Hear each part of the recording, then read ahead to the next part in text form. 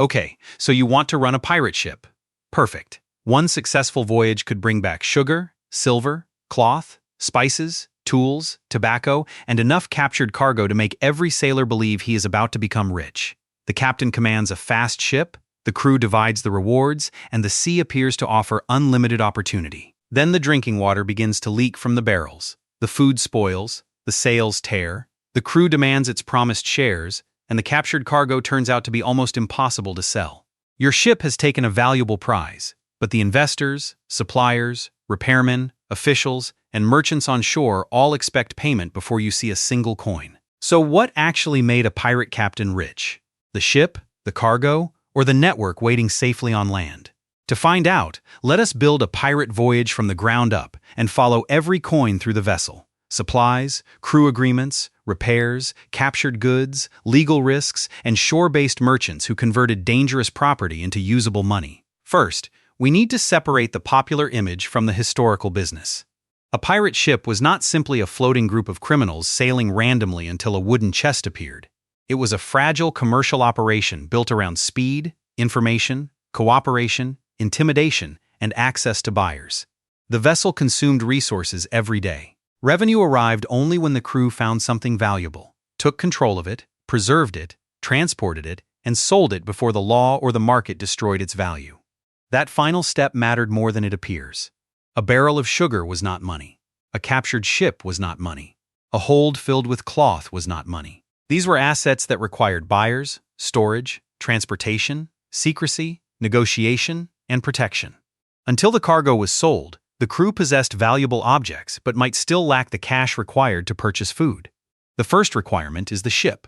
You could purchase a vessel, receive one from investors, convert a merchant ship, or take control of an existing vessel during an earlier voyage. Each method created a different ownership problem. Purchasing a ship required a large amount of capital before the voyage began. Even a used vessel needed inspection, repairs, rigging, sails, anchors, pumps, tools, barrels, spare timber, and space for provisions.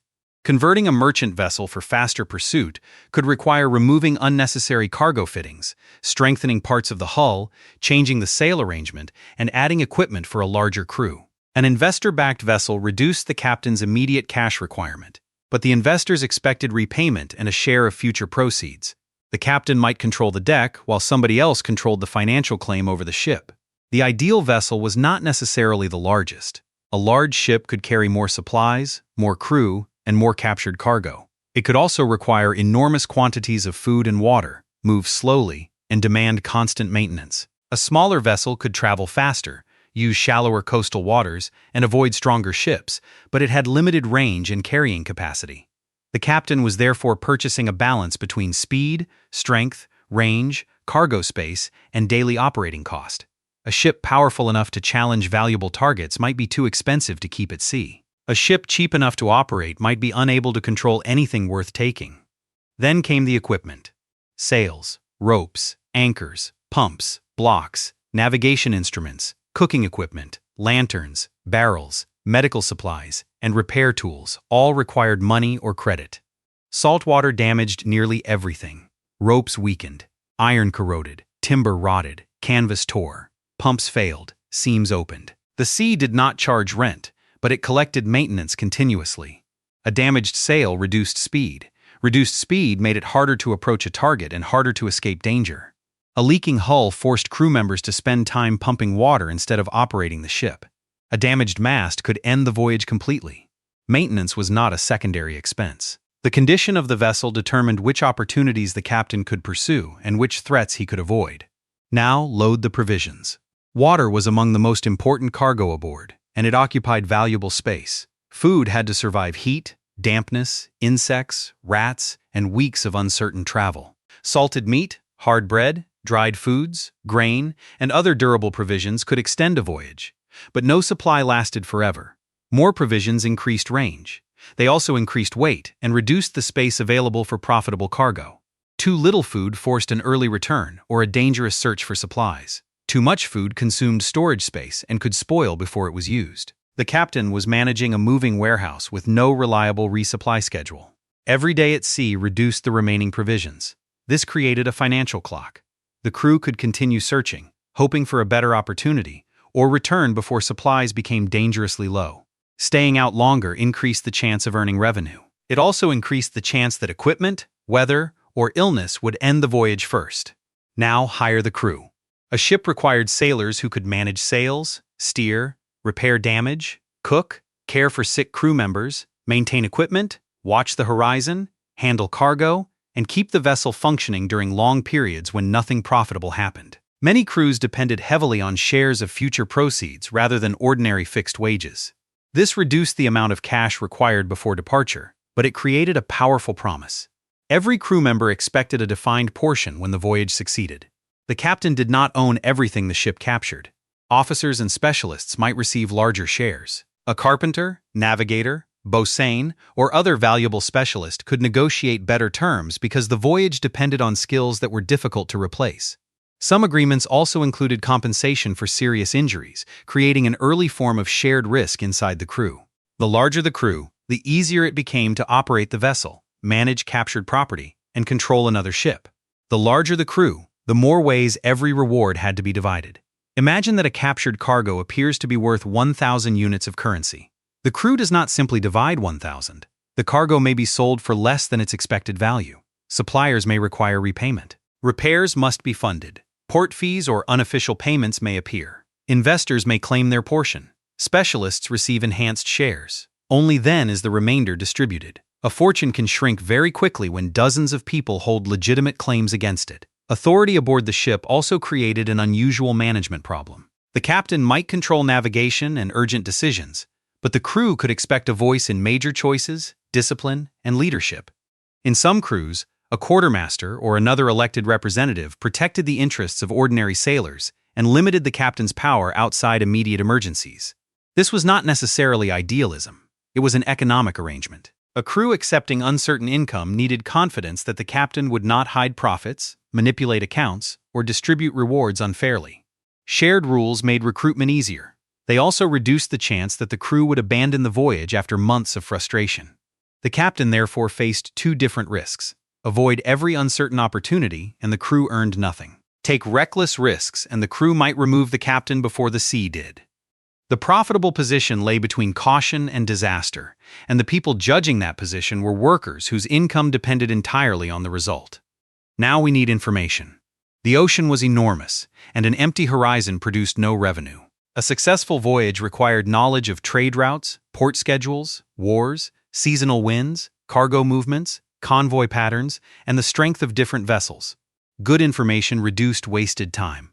Bad information sent the ship toward empty water, a protected convoy, or a region where valuable traffic had already moved elsewhere. The most valuable person in the operation might not be the strongest sailor. It might be the contact in a port who knew that a valuable merchant ship was leaving late, traveling slowly, or carrying cargo that could be sold quickly. Information had a price. Harbor workers, merchants, sailors, officials, and local intermediaries could all provide useful knowledge. Some expected payment. Others expected future favors. Some sold the same information to several different groups.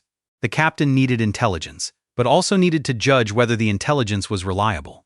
A false rumor could consume weeks of provisions. A delayed departure could make accurate information useless. This is where the shore network began to matter. A ship could take cargo, but cargo was not automatically profitable. Sugar, cloth, tobacco, tools, timber, wine, metal goods, and other commodities had to be transported, valued, divided, and sold. The goods might be damaged. They might already be common in the nearest port. They might belong to merchants powerful enough to pressure potential buyers. They might be recognizable, difficult to hide, or expensive to store. A cargo worth a great deal in one market could be worth much less in another. The merchants willing to purchase questionable cargo accepted legal and commercial risk. Because only a limited number of buyers might participate, those buyers gained bargaining power. They could offer far below the normal market price. The sailors had accepted storms, illness, pursuit, and capture risk. Yet the buyer waiting safely on shore might earn the more predictable margin. Suppose a cargo would normally sell for 10,000 units in a lawful market. A buyer facing legal uncertainty might offer only 4,000 or 5,000. The crew could refuse, but refusing meant paying for storage, protection, and another journey while waiting for a better price. Perishable cargo created even more pressure. Food could spoil. Barrels could leak. Dampness could damage cloth. Every day of delay reduced the crew's bargaining position. The buyer knew the ship needed cash. The ship knew the buyer was one of the few people willing to purchase the goods. That was not an equal negotiation. Captured ships created the same problem. A vessel might appear more valuable than its cargo, but only if it could be sailed, repaired, registered, disguised, or sold. A damaged vessel required another crew and more provisions. It could slow the entire operation or attract unwanted attention. Keeping a captured ship also divided labor. Sailors transferred from the original vessel to operate the prize, leaving both ships with smaller crews. Bad weather or navigation errors could separate them. The captured vessel might leak, move slowly, or fail to reach the intended port. The captain could therefore succeed at sea and lose money during transportation. Timing made the entire operation unstable. Weeks could pass without revenue, while food, water, and equipment continued to decline. Crew members became impatient. Illness reduced labor. Weather changed routes. The vessel needed occasional large successes to pay for long periods of failure. This was a high-cost business with irregular income. One successful prize could finance repairs, reward the crew, and support another voyage. Several empty months could destroy the operation even when the captain made no obvious mistake. The economic objective was not to create the largest confrontation. Damage reduced the value of the target, the cargo, and the capturing vessel. Injured sailors required care and could be owed compensation. Damaged equipment required replacement. Long delays consumed provisions. From a business perspective, the most profitable prize was one transferred with minimal damage. Speed, surprise, reputation, and intimidation could therefore be more economically useful than destruction. A vessel that surrendered quickly preserved its cargo, equipment, and resale value. A prolonged struggle could leave both ships damaged and the supposed prize worth less than the cost of taking it. Reputation worked in two directions. A crew known for honoring surrender agreements could encourage future vessels to cooperate without damaging valuable property. A crew known for uncontrolled cruelty could cause others to resist more desperately because cooperation no longer offered protection. Fear might reduce resistance. Excessive brutality could increase it. This is one reason the economics of piracy cannot be reduced to aggression. The operation depended on transferring valuable property while preserving as much of its value as possible. Once the cargo reached shore, accounting began. First, determine what the cargo could actually be sold for. Then repay advances used to purchase provisions and equipment. Pay for repairs. Set aside enough food and supplies for the next voyage. Satisfy investors or owners. Pay port intermediaries. Reward specialists. Divide the remaining value according to the crew agreement. The captain might receive a larger share than an ordinary sailor, but rarely received everything. A chest or cargo hold that looked enormous aboard the ship became much smaller after conversion costs and distribution. Trust was therefore part of the ship's operating capital. If the captain secretly removed valuable goods before distribution, the crew could lose confidence. If the quartermaster manipulated the account, future recruitment became difficult. If buyers repeatedly cheated the crew, the ship might lose access to a market entirely. A vessel required timber, canvas, water, and food. It also required agreements that people believed would be honored. Legal status added another layer. A privateer operating with government authorization during wartime could capture designated enemy vessels and bring them before a prize court. If the capture was approved, the ship and cargo could be sold through a more formal process. This created a clearer legal path to market, but it did not create free profit. Courts, officials, investors, ship owners, and governments could all claim fees or shares. A capture could also be rejected if the target did not qualify under the authorization. The crew might complete the voyage, bring the vessel into port, and then discover that a legal decision had reduced or eliminated the expected reward. An unauthorized pirate avoided some formal deductions but faced much greater danger from seizure, arrest, and loss of property. The fewer legal protections the operation possessed, the more valuable safe ports, cooperative officials, and trusted buyers became. Illegality raised transaction costs. A lawful merchant could advertise cargo, invite competing buyers, use contracts, seek credit, and bring disputes before authorities. A pirate crew could not always use these systems openly. It might depend on secret agreements, discounted prices, unofficial payments, and partners whose promises were difficult to enforce. The business saved money by ignoring some laws, then lost money because it could not safely use lawful markets. Now divide the operation into 4 models. The first is the small independent crew using a fast vessel with limited supplies. Startup costs are relatively low. The ship can move quickly and avoid expensive commitments, but its range, crew size, and cargo capacity remain limited. One damaged mast or spoiled water supply can end the entire business. The second is the larger organized crew operating a more powerful vessel. It can travel farther, carry more supplies, and approach richer opportunities. It also requires more sailors, more food, more water, more equipment, and a larger distribution after every success. A large prize may still produce disappointing individual shares. The third is the wartime privateer, financed by merchants, ship owners, or officials. This model may have legal authorization, better access to ports, and a recognized process for selling captured property. But investors, courts, and governments participate in the proceeds. The voyage is more protected, but the profit is divided among more powerful claimants. The fourth model is the shore-based financier, supplier, merchant, or official who never sails at all. This person may lend money, provide provisions, own part of the ship, sell information, purchase captured cargo at a discount, arrange storage, or protect transactions. Instead of depending on one voyage, the shore partner can participate in several. The crew faces storms, illness, pursuit, and the possibility that the ship never returns. The investor can spread money across different vessels. The supplier may earn profit before departure. The buyer earns a margin when the goods are resold. The most dangerous work and the most reliable profit do not always belong to the same person.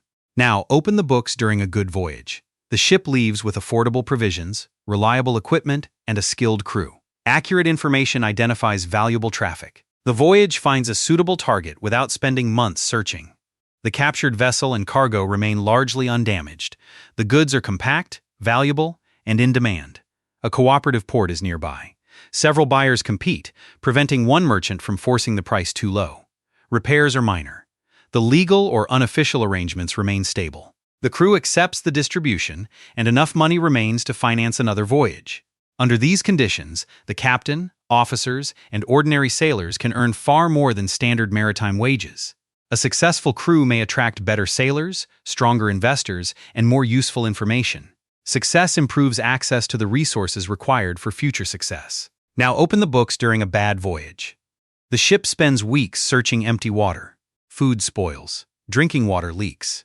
Illness reduces the crew. A storm damages the sails and mast. Repairs consume spare materials. Eventually, the ship obtains bulky cargo with weak demand. The nearest friendly buyer offers a fraction of the expected price. Another port becomes hostile. Storage costs rise. The damaged vessel needs expensive work before it can sail again. Crew members argue over shares because the apparent value of the prize does not match the available cash. Skilled sailors leave. Investors refuse additional credit. Suppliers demand repayment. The voyage technically captured property, but the operation ends with debt, damaged equipment, and no working capital. A pirate ship did not fail only when it returned empty. It could also fail after taking a prize that was too damaged, too difficult to transport, or too difficult to sell. So could running a pirate ship make you rich? Yes, but the captain was not automatically the largest winner. The captain controlled decisions at sea. The quartermaster controlled distribution. The crew supplied labor. The carpenter kept the vessel floating. The navigator found the route. Every person aboard depended on one uncertain voyage. The strongest economic position belonged to the person who controlled several parts of the wider system: financing, information, provisions, repair facilities, safe ports, buyers, and political protection. The weakest position belonged to the ordinary sailor, whose income depended on one dangerous journey and one final division after everyone else had submitted a claim. The real business was not simply capturing treasure. It was converting risky property into liquid value before weather, damage, law, delay, internal conflict, or the market destroyed that value. The ship found the cargo. The crew controlled it. The captain brought it toward shore. But the people who financed the voyage, supplied the vessel, purchased the goods, and protected the transaction often controlled the profit. A pirate ship was not merely a vessel for taking property. It was a speculative investment, labor partnership, transport company, intelligence network, and high-risk trading operation gathered beneath one set of sails.